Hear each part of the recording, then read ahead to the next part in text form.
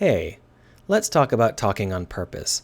This is something that separates newbie writers from more advanced writers, in my eye, but it's not something that gets talked about enough. So let's talk about it. This is you having a bad head day, and you're telling the world a story that you made. Now, presumably, you're not telling it to yourself. You're not just talking to hear yourself talk. You'd like other people to hear what you're trying to say. So here's someone listening to your story.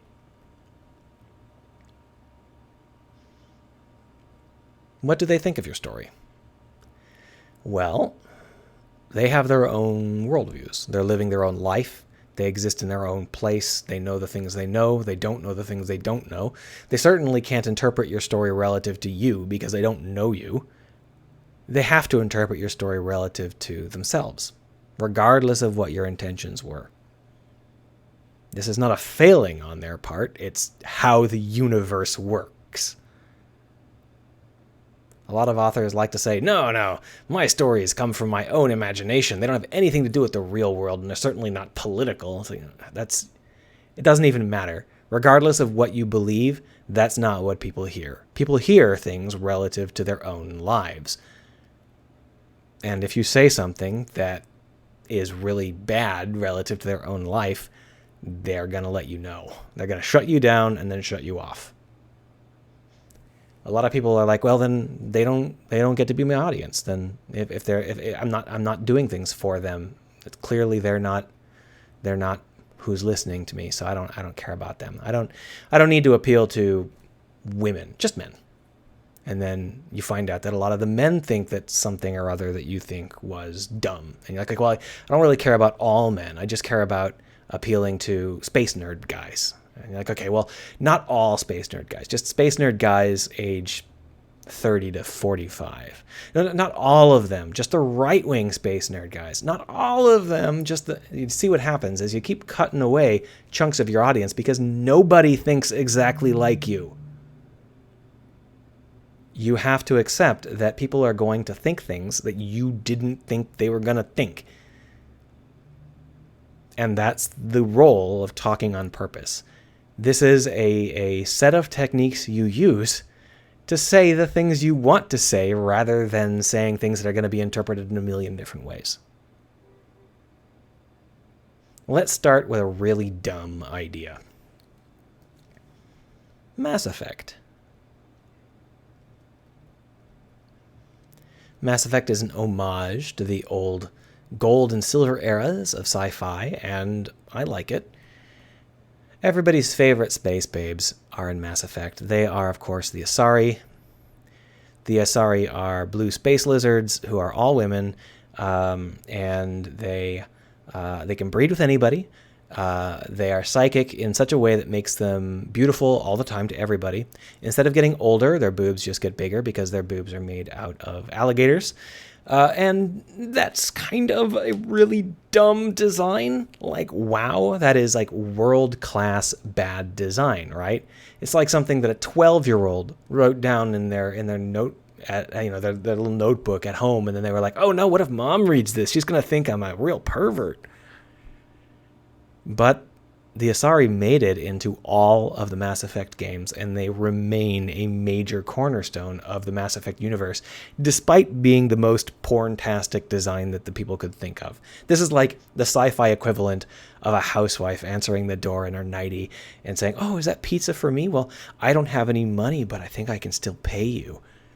That's the kind of character design this is. The line item list of these features is just the dumbest thing. Oh yeah, they're immortal blue space babes. They can mate with everybody and their boobs get bigger as they get older. That's really dumb. Despite that, not a lot of people shut off the Mass Effect games because of the Asari. There are a fair number of people who are like, yeah, that's a dumb species. But they weren't so annoyed that they shut the game off. That's interesting. Why did these species get a pass, despite similar species and other sorts of stories being pointed out as being the dumbest thing ever? Well, that's because they used some basic techniques. So here's our audience. And they're listening to our story. One of the most basic techniques in storytelling is telling a story, as in one thing happens, then another thing happens, then another thing happens.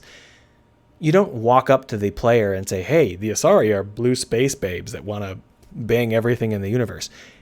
That would be dumb. No. We don't see the Asari at all. They're not in the game. Not in any meaningful sense. When we are finally introduced to the Asari, it's not through this kind of description. It's through some nerd girl that's trying to investigate ancient artifacts, and she's super awkward. And sure, a lot of people don't have very much use for her either. She is a little bit too on the nose, but it's better than this. By the time we start to punch little holes in this wall to let the player see one or the other line item, we've been preparing in-world contexts. So by the time you hear that all of the Asari are female, you're hearing it from an Asari who's talking about how that affects her.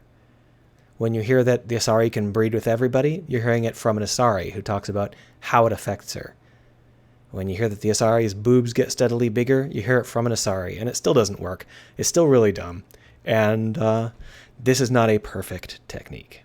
But it is a very powerful technique, and it's one that you should learn. The basic idea here is that when you have something to say about your game world, you should say it in your game world.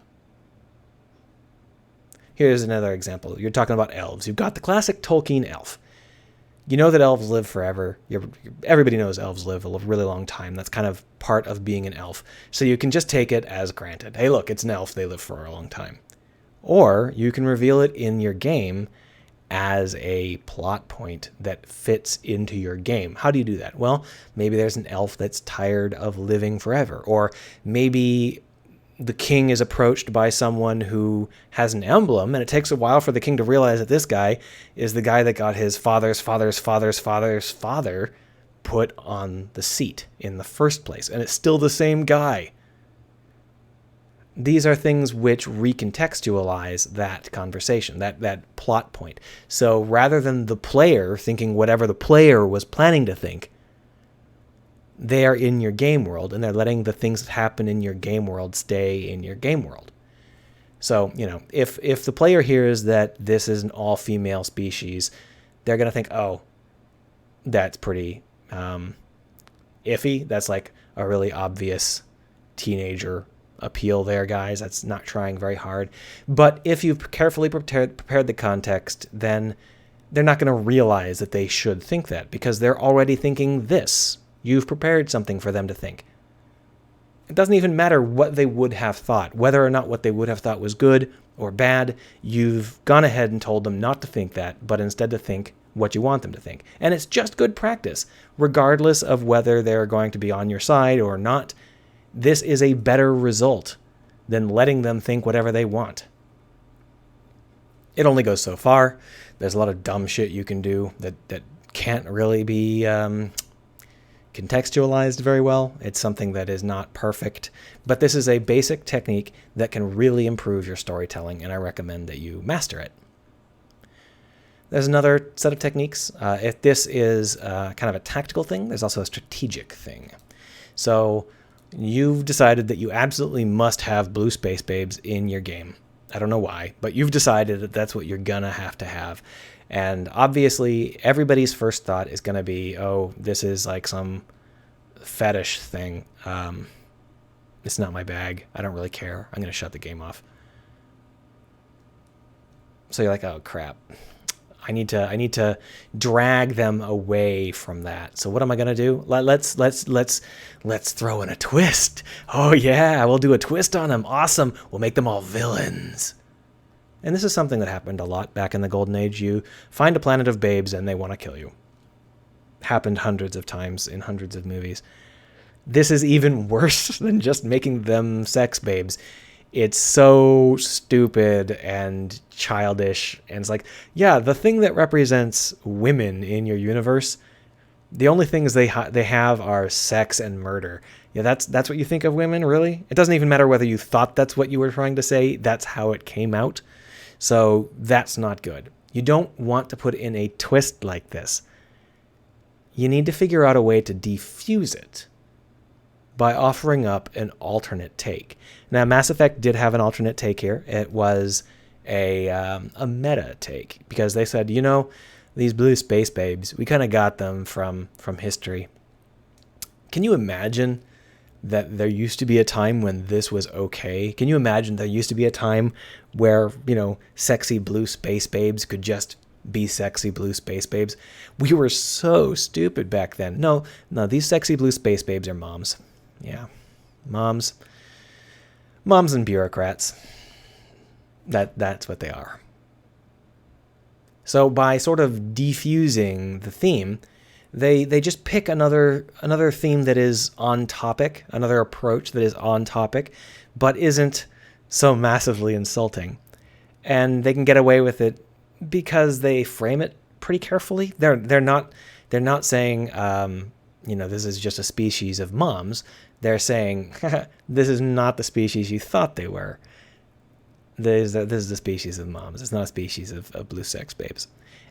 And I'm not going to say they did it perfectly. This is obviously a species that they put in because they were hot for them. This is obviously a childish appeal to an old fetish, but it's still portrayed better than if they were just, some 12-year-old's fantasy. And part of that is not allowing them to become that fantasy.